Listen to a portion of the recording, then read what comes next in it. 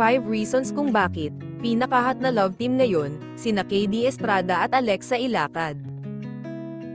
Bakit nga ba sina KD Estrada at Alexa Ilacad ang pinakakinakikiligan na love team ngayon? Alamin natin. Number 1, magandang simula. Na-discover ang kanilang chemistry sa Pinoy Big Brother Community Season 10, kung saan nakita ng mga fans ang pagkakaibigan na unti-unting naging sweet, kilig moments.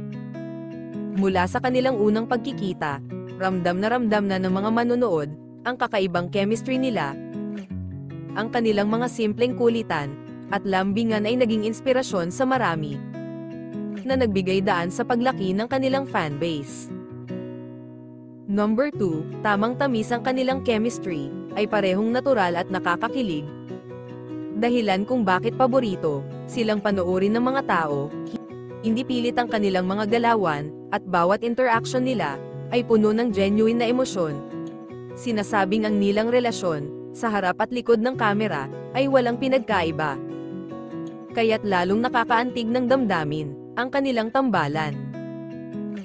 Number 3, supportive fans ang kanilang fanbase na KD Lex ay malakas at patuloy na sumusuporta sa kanilang love team.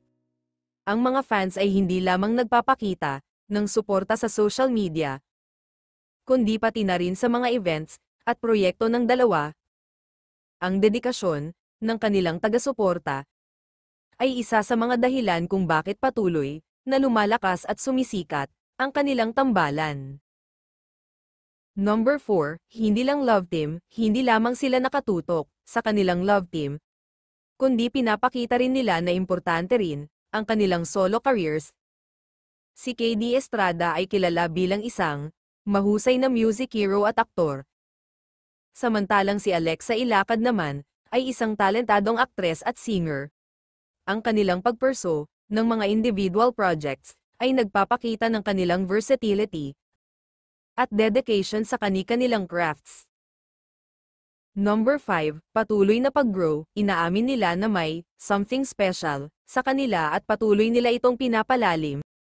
Ang transparency at honesty nila sa kanilang tunay na nararamdaman ay isang malaking factor kung bakit maraming tao ang sumusubaybay sa kanilang journey.